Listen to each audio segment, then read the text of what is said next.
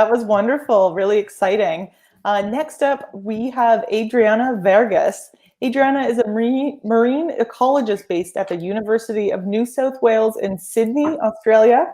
Her research investigates the ecological impacts of climate change in our oceans and develops hands-on restoration solutions to protect and conserve underwater forests and meadows. Really interesting and a good follow-up from that last talk we have. So it's great to see you. Great to have you here, Adriana.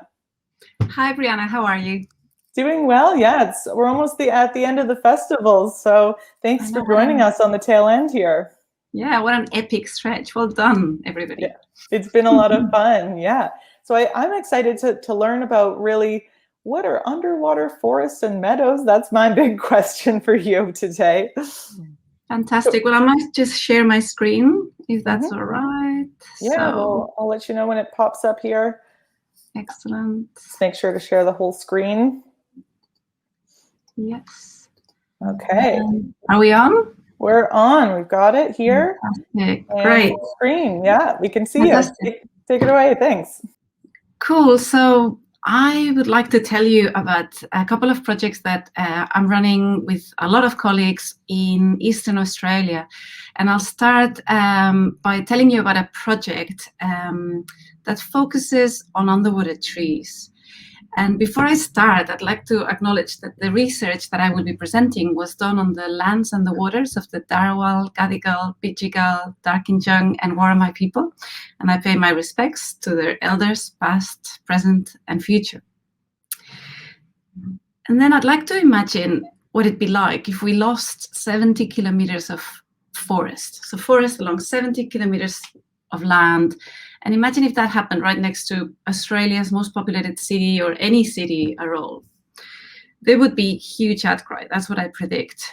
Here in Sydney, where I live, they had to cut down some trees to make room for a light rail. And there were protests every single day for a while, you know, people asking, save our trees. People feel an affinity to forests and they want to protect them.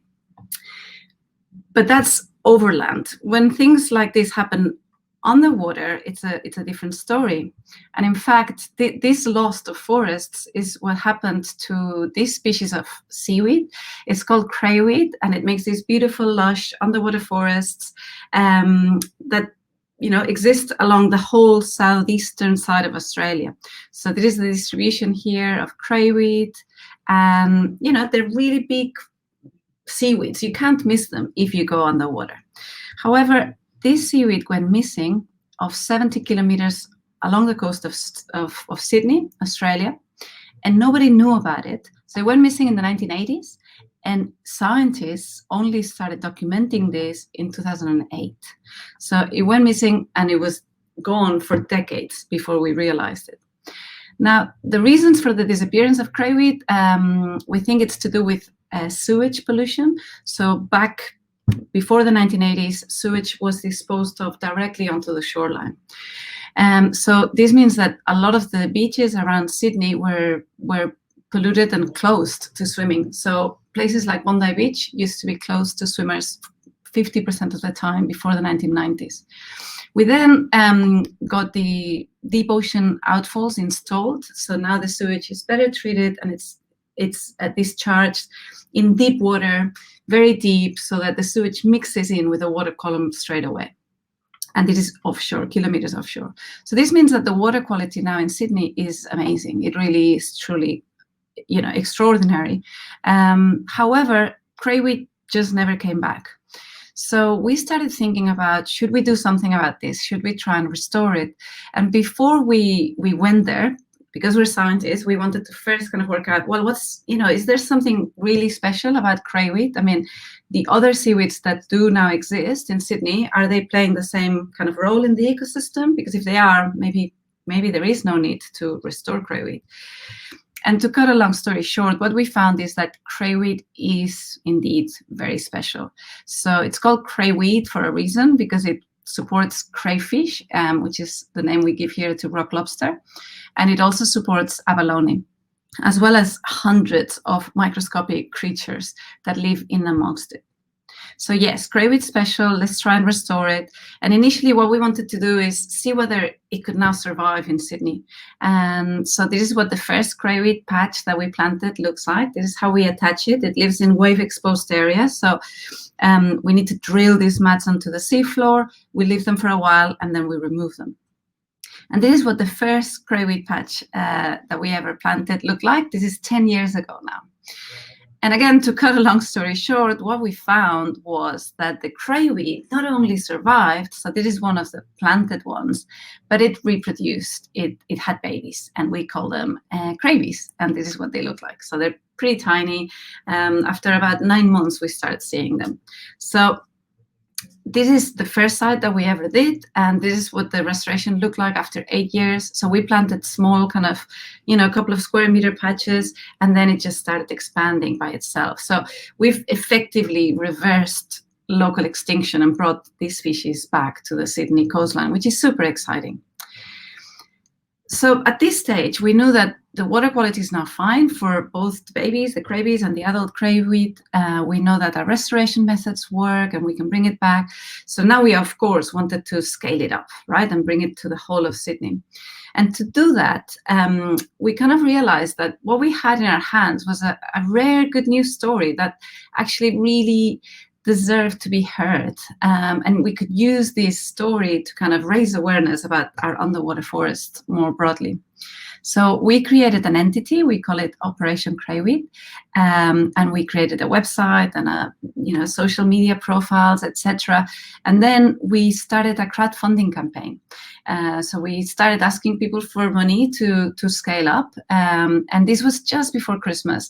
So we asked people to give an underwater tree for Christmas as a gift. So people gave us $20 or for a tree, or $50 for a family, or $500 for a patch.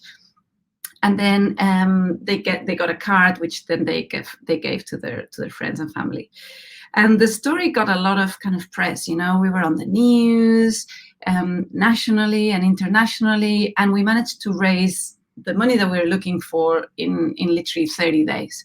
And by 60 days, we had doubled. So that really kind of gave us a push, and we started really kind of expanding the number of sites that we worked on. So where we're at now at the moment is we have 6 self-sustaining crayweed sites. So this means they continue to propagate without any help from us. And then we have 6 that we're working on at the moment. And this is the team of our Operation Crayweed. So there's quite a lot of us. We come from different universities, and yeah, we're all in this together very much. Now, the other project that I want to tell you about is called Operation Bosadonia, and it was a follow-up from Operation Crayweed. Operation Crayweed is still very much ongoing, but there are other species that need our help, and Bosadonia is one of them. Now, Bosadonia is a seagrass, which is different to seaweeds. So seaweeds are more ancient in evolutionary terms. So all life came from the ocean. Seaweeds started invading the land and eventually became higher plants, and then some higher plants actually return to the ocean, and they're the seagrasses. So they're aquatic plants, but they belong to the higher plants. They're not seaweeds, which are more kind of, simpler in form.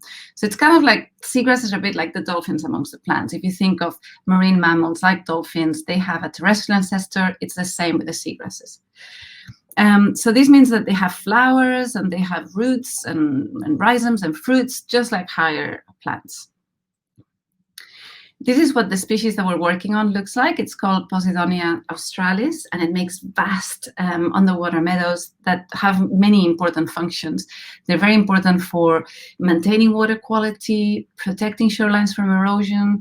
They're extremely effective at trapping carbon and storing it for millennia. So they're what we know as blue carbon ecosystems. They provide habitat for hundreds of species, including other endangered species like this is a white seahorse. They have hundreds of animals that live in and amongst the meadows and that provide food for other animals, and they're also nursery areas. Now, this species, Bosadonia australis, is found along 8,000 kilometers. It's basically the entire southern half of the Australian continent.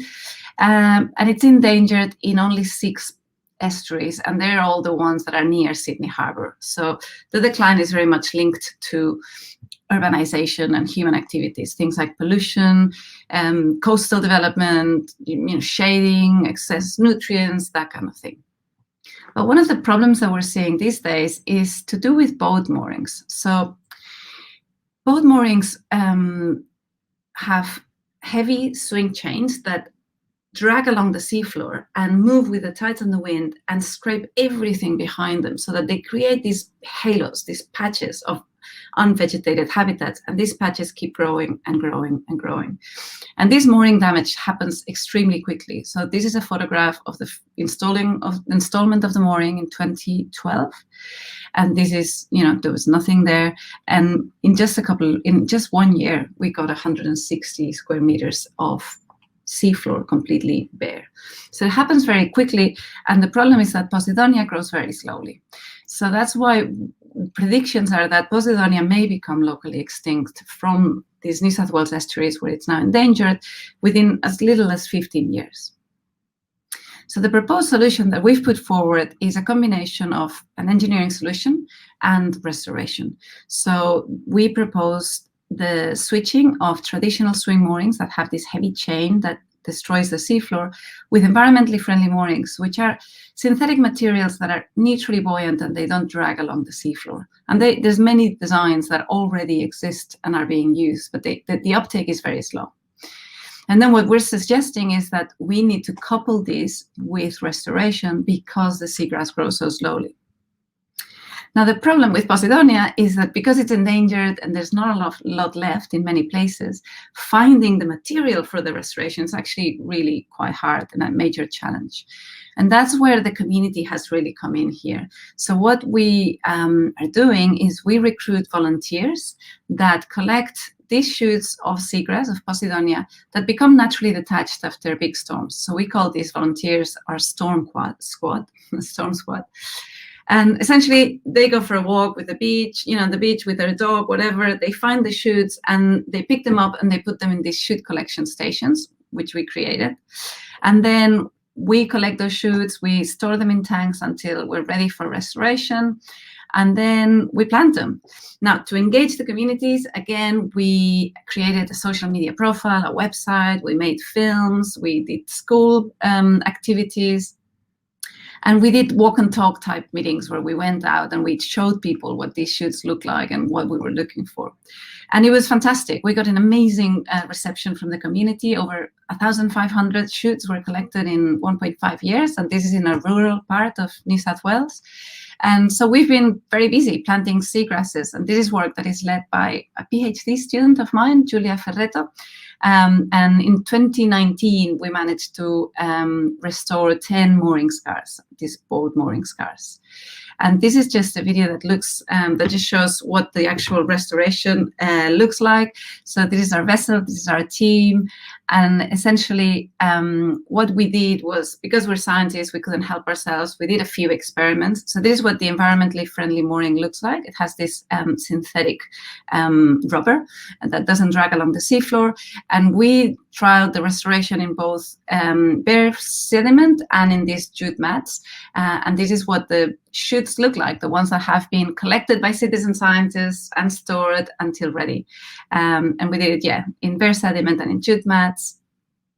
And we've been getting incredible results. So the survival is around the 70%, which is extremely high for seagrasses. And basically, we have shown that this method works.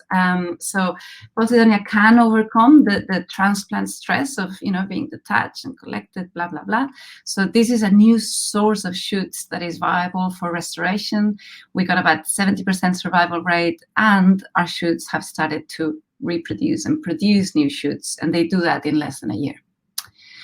So this is the team from Operation Bosadonia. Again, people and scientists from different universities, like my own and the University of Western Australia, but also the local government, the Department of Primary Industries here in New South Wales. And with that, that's two of my stories. Thank you very, very much for the attention. and for inviting me to be a part of this. Great. Thank you so much. Wow. Really neat stories, things I did not know about. I did not know that seagrass came from the evolution of land and now went back into the water. So that's really neat. And it's really exciting to see conservation in action, to see these real tangible plans. A lot of times we hear about all of the problems, and what you're doing is just all about the solutions. So thank you for doing that work. And it looks like it's a lot of fun.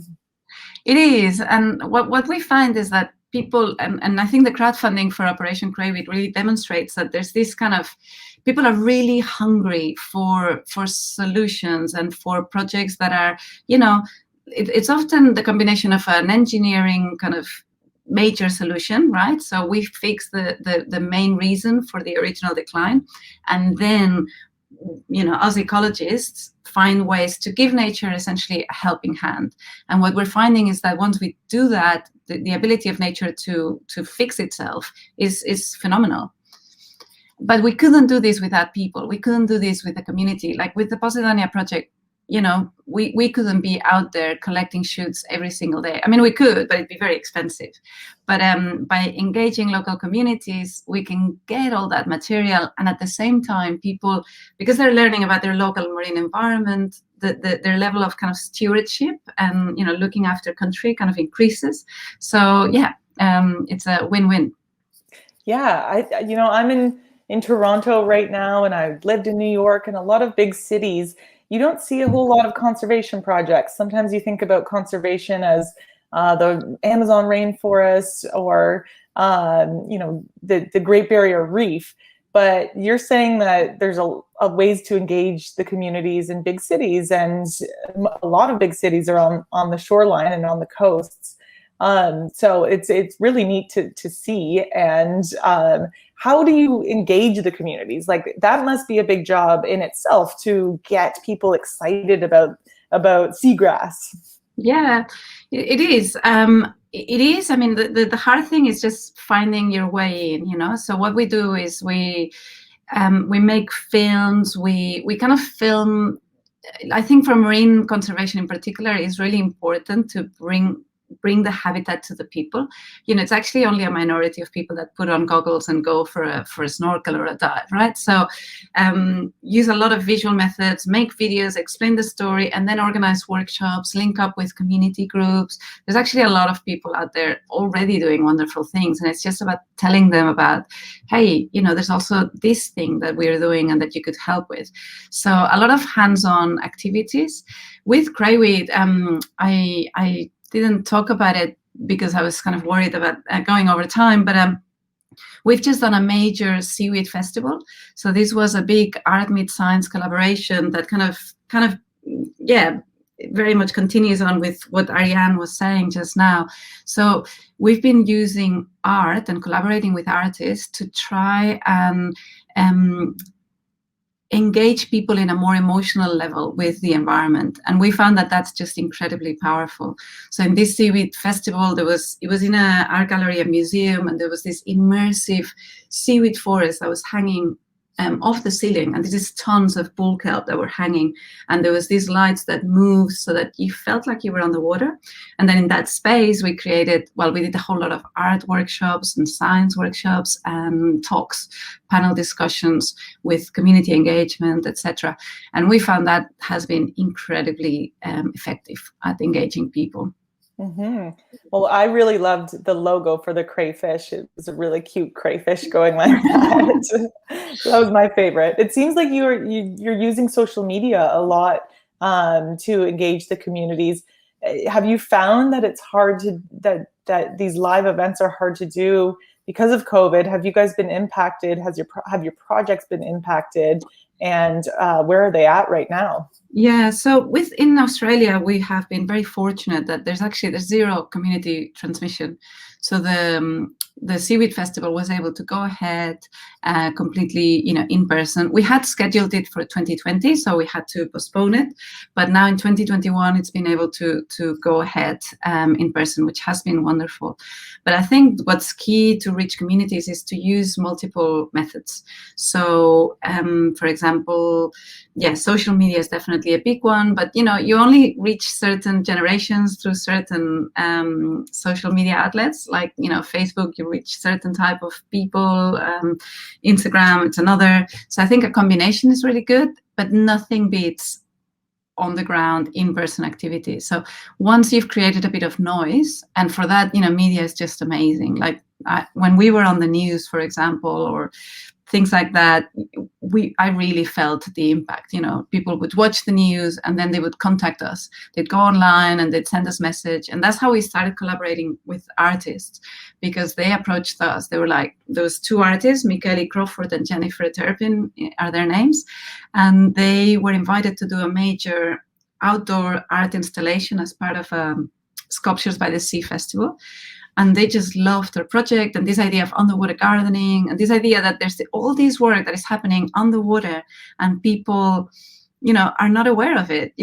Like this is Australia's biggest city, over 5 million people, and people don't know, right? So they wanted to make that work that was happening underwater visible to people through their artwork. So they created this kind of artwork site that kind of surrounded a restoration site, and they used all sorts of different devices to try and bring attention to the underwater world, and that was incredibly powerful.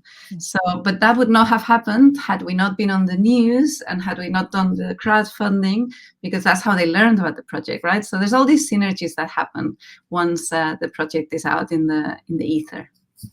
Yeah, it was a great campaign idea to buy a Christmas tree underwater and use that as a gift. It sounds like to do your work, you really need a lot of different skills. You need to have the science background, and you need to have also the media and communications background, the organizational background. What advice would you give young people looking to start careers in conservation? I think it's true, like being multidisciplinary in your approach, and that includes yes, a science background. I think rigorous science, is the basis of all the projects that I do. And I think that that's really important, right? So it's evidence-based and yeah, there's kind of real kind of rigorous work behind it. But then to bring it to the public, yes, you need a whole lot of different skills. And in terms of advice, I reckon, cultivate more than one thing, and not being narrow-minded is really helpful, because we kind of do need to think outside the box to fix the big problems that are ahead. So I find that a lot of the students that are now coming into my lab, they're doing double kind of degrees, like fine arts and marine science. For example, I have a couple of students that have that combination, and it's wonderful because because they're fine arts students, they have that eye and that intuition, which then is super useful for the sciences. I think in the past we had these two disciplines so divided, in two different silos. And they shouldn't be, because a lot of the things that make you a good artist are the things that will make you a good scientist, and vice versa. So I'd say, be open, cultivate, be open and try and approach things from more than one discipline. The other big one is social research, social science, and even psychology. The big conservation problems that we have now, it's not a lack of science that is stopping us from fixing those problems. It's actually not understanding the human dimension. That's the bit that we really need to work on and understand better to fix the problems. Yeah, it sounds like that's a common thread amongst this whole festival, is that the political, everything is somehow political, everything's interconnected on a global scale and a local level. And you really do need to have that social science background and humanities background to engage people in these different issues. It's not just these different disciplines, like you say. Yeah, absolutely. I couldn't agree more. Yeah, and that's a lot of the work that you do Can you tell us about any of the next projects that you've got going on? It sounds like there are more than you're juggling a million things at once. It sounds like. Well, so in terms of restoration, there's these two projects. There's another one where we're restoring a different species of seaweed as well, and that's to do with removing sea urchins that are overgrazing the kelp. But I think the next big thing really is growing the Bosadonia project. And I actually just got some funding from a foundation in the US. It's called the Wild Elements Foundation. And they have given me a grant that will allow me to bring the Bosadonia project to Botany Bay, which is a local estuary here in Sydney. And I'll be doing this work in collaboration with an indigenous group of rangers that are looking after countries. So I'm incredibly excited about working together with them to bring Bosadonia back to Sydney, which is one of the places where it's most endangered. So that's incredibly exciting. Yeah. So how are we doing with bringing them back? Is the last we checked the 1,500 that you guys collected, and how are they doing? The ones so that project was in a place called Port Stephens, and we've been getting 70% survival and growth. So we're kind of close to, there's now more shoots in there than we originally planted, and that's because even though some died, the other ones grew and reproduced. So it's extremely exciting. We've even seen flowering happening in that initial site. So that project is now wrapping up, and that was the proof of concept that we could do it. And now the next stage is bringing the species to two other estuaries, and one is Botany Bay, which is about to start. The other one is in a place called Lake Macquarie. So that's the next stage for Bosadonia. It's actually bringing it to those estuaries where it is endangered. However, the big problem here is that unless we replace these swing moorings with environmentally friendly moorings, the restoration will not work. And that's something I can't do. I can't replace every single swing mooring with an environment. That's something that requires regulatory change, and that's a much harder battle. But hopefully this project shows how, if we do that, the biodiversity benefits are so high that it's really worth it. Mm-hmm. That's why you need the social science background as well to work on the politics side of things and the campaigning side of things. Because it really is all interconnected. That's right. Yeah. Oh, great. Well, thank you so much for joining us today. I'm guessing, are you in Sydney right now? I am in Sydney. It's 9:26. Yeah. In the morning. So, beginning of the day. Yeah. Oh, well, thank you for starting your day with us. We are finishing up the Global BioFest tonight, and I learned a lot. I know our viewers learned a lot as well. So thanks so much for joining us. Pleasure. Thank you, Brianna. All right. Take care.